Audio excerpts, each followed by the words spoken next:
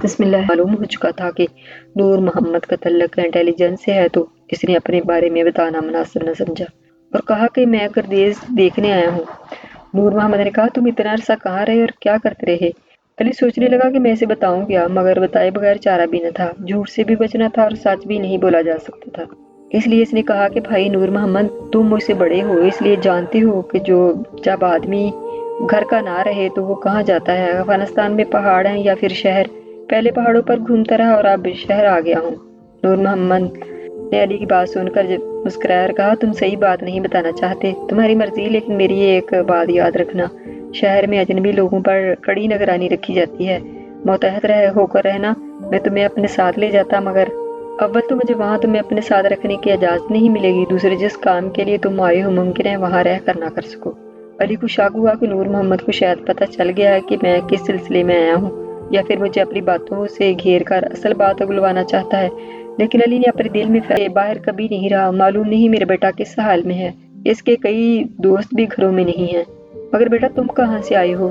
میں ایک ضروری کام کے سلسلے میں ان سے ملنا چاہتا تھا۔ ابھی وہ اپنی بات مکمل نہیں کر پایا تھا کہ عبدالکریم کی والدہ نے کہا بیٹا میں نے تم سے کھانے پینے کا پوچھا ہی نہیں، تم بیٹھو، میں ابھی تمہارے لیے کھانا تیار کرتی ہوں۔ یہ کہہ کر وہ باہر نکل گئی۔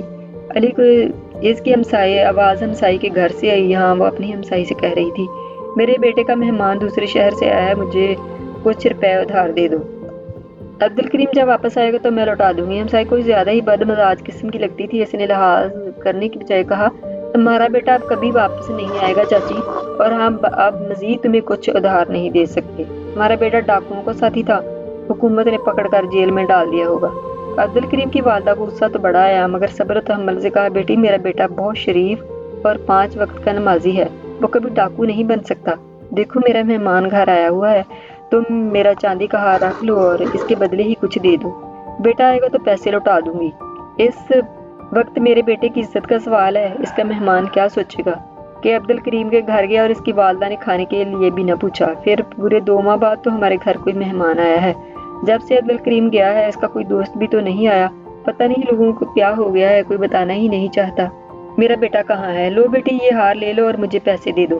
نہیں چاچی میرے پاس تمہیں دینے کو کچھ نہیں، جاؤ کسی اور گھر کا دروازہ کھٹکھٹاؤ، ہمسائی نے بے رخی سے کہا۔ علی نے دیوار پار سے یہ ساری گفتگو سنی، جس سے علی کا شک یقین میں بدل گیا کہ عبدالکریم کو حکومت نے پکڑ لیا ہے۔ افغانستان میں ڈاکو صرف مجاہدین کو بدنام کرنے کے لیے کہتے ہیں۔ اس کے پاس کافی رقم تھی، اس نے فیصلہ کیا کہ کچھ رقم عبدالکریم کی والدہ کو دے دوں گا، مگر کس طرح؟ وہ خیرات تو لے گی نہیں۔ اللہ نے اس کے ذہن میں ایک تدبیر ڈالی۔ جب عبدالکریم کی والدہ واپس آئی تو وہ بہت افسردہ تھی۔ اس سے پہلے کہ وہ علی کو اپنی پریشانی سے آگاہ کر دی، علی نے کہا اماں مجھے جلدی ہے، دراصل میرے ابو نے عبدالکریم صاحب سے پچھلے سال کچھ رقم ادھار لی تھی، مجھے وہ واپس کرنے بھیجا ہے۔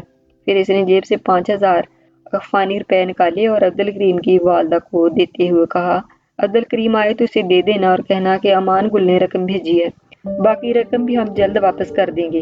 عبدالکریم کی والدہ نے رقم لے لی اور کہا بیٹا میں تمہیں